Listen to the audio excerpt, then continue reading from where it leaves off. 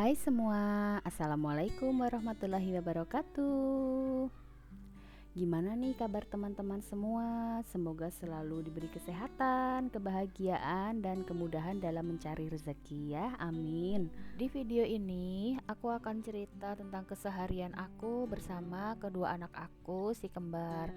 Tapi sebelumnya teman-teman, ini aku lagi sholat duha dulu ya. Jadi sebelum memulai aktivitas bersama mereka, aku menyempatkan diri untuk sholat duha dulu sebentar, walaupun itu cuma 2 rakaat saja.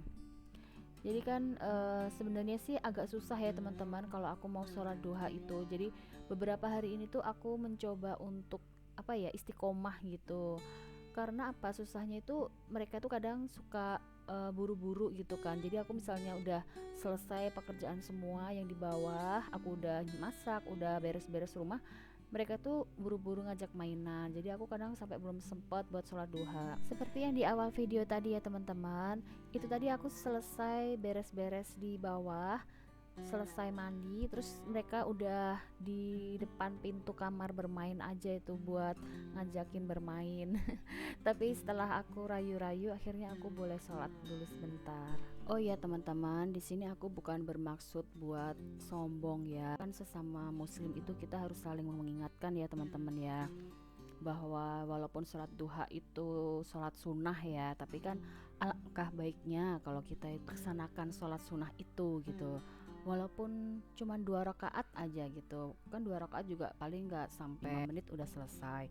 Jadi sebisa mungkin itu kita harus menyempatkan untuk sholat duha, karena kalau kita itu melakukan sholat duha itu sama aja kita seperti bersedekah.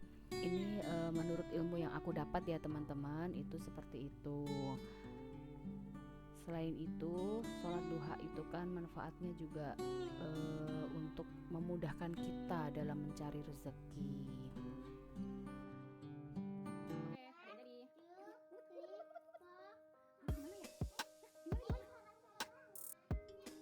Belum. Sudah. Sudah. Ya, ketemu banyak.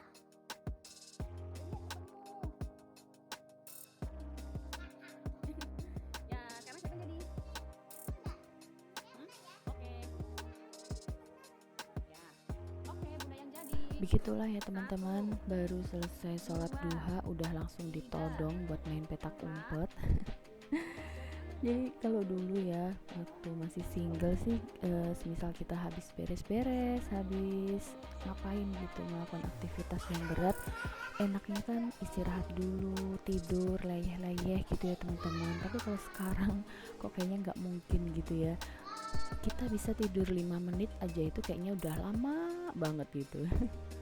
Ada yang sama kayak aku nggak sih teman-teman? Lanjut, ini mereka minta permainan tangkap bola. Ini sebenarnya permainan yang simple, yang sederhana ya teman-teman ya, tapi manfaat permainan ini itu besar ya, yaitu untuk melatih koordinasi mata tangan. Dan juga permainan bola tangkap ini juga untuk melatih kekuatan otot-otot tangan anak, dan secara tidak langsung juga untuk melatih konsentrasi pada anak.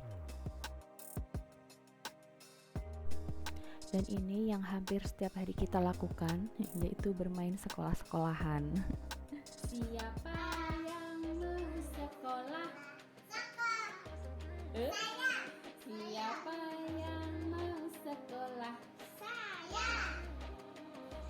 Ayo kita ke sekolah supaya jadi pintar. Apa cantik? Sepertinya jadi seorang istri itu harus dituntut serba bisa ya teman-teman. Jadi koki iya, jadi guru iya. Bermain dengan anak itu sesuatu yang wajib ya kalau menurut aku.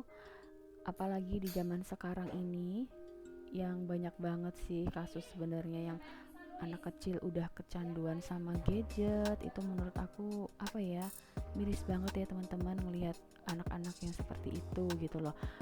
Ya sebenarnya sih aku sendiri juga bukan tipe yang no gadget ya, tapi aku lebih membatasi sih sebenarnya. Kalau HP sih aku nggak, jarang banget, aku jarang banget ngasih mereka itu HP. Lebih seringnya itu TV itu pun aku cuman kasih sehari paling 1 jam 2 jam gitu sih, dan itu juga tontonan yang sesuai dengan umur mereka. Jadi sejak mereka itu masih bayi ya, pokoknya aku lupa usia berapa, yang pasti mereka udah bisa duduk, terus udah bisa berdiri, itu aku udah mulai ngasih permainan-permainan buat mereka. Tentunya permainan yang menyenangkan ya teman-teman ya. Terus sejak mereka usianya 2 tahun, itu aku mulai memberikan permainan-permainan yang mengedukasi ya buat mereka. Jadi istilahnya kayak belajar sambil bermain gitu. Tapi masih permainan-permainan yang benar-benar bukan permainan yang berat gitu ya, bukan yang kayak mengenal ABC, itu bukan. Masih ya permainan-permainan mereka yang kayak bermain pasir, bermain play-doh gitu, terus mengenal warna-warna tapi melalui permainan mereka. Misalnya mereka lagi main mobil gitu kan, terus di situ ada mobil warna merah. Nah, di situ aku sekalian mengenalkan warna ke mereka. Misalnya, oh ini mobilnya warna merah, seperti itu. Kalau untuk abjad sendiri, ini aku mengenalkan ke mereka pas usia mereka tuh hampir mau ke 3 tahun sih sebenarnya. Itu pun menggunakan flashcard ya teman-teman. Dan itu juga aku ngajarinnya itu sambil bermain juga. Aku buatin dari kardus bekas gitu ya, terus aku lubang-lubangin tuh kardusnya. Di kardus itu terus ada tulisan A, B, C gitu. Jadi tugas mereka itu nanti masukin yang flashcard A, dimasukin di lubang yang A gitu. Intinya bermain dengan anak itu dibikin happy aja ya teman-teman. Pokoknya jangan sampai anak itu apa ya, kayak trauma gitu ya, jangan dipaksain juga, dibikin santai aja. Ini ya teman-teman, kondisi meja belajarnya mereka setelah dicoret-coret. Sebenarnya sih ini spidol yang bisa dihapus ya, tapi karena ini tuh udah lama, jadi mereka habis menggambar tapi nggak langsung dihapus, jadinya susah dihapusnya. Ini di buku web cleannya mereka juga, kadang mereka tuh suka lupa gitu ya, habis make nggak langsung dihapus gitu, jadi susah gitu ya. Begitupun juga di papan tulis mereka juga seperti itu. Nah, di sini aku mau kasih tips ke kalian gimana cara menghilangkan spidol di meja sama di buku web clean. Ini pakai kapas, terus pakai minyak kayu putih. Ini aku pakai minyak kayu putihnya yang dari Makassar itu ya teman-teman. Aku tuang di botol kecil. Pakai minyak kayu putih apa aja bisa kok sebenarnya. Terus ini ada tisu juga. Oke, lanjut. Ini aku mau kasih tahu caranya ke kalian. Ini minyak kayu putihnya dituang di kapas ya, secukupnya aja. Terus kita usap-usapkan di spidol di meja yang ada spidolnya tadi maksudnya ya. Kita usap-usapkan di situ sampai hilang semua. Nanti setelah itu baru dibersihkan pakai tisu supaya nggak lengket ya, supaya nggak berminyak gitu. Begitupun di buku web clean ini juga kita tuang secukupnya aja, terus langsung dihapus tuh spidol-spidolnya, terus langsung kita bersihkan pakai tisu supaya nggak lengket.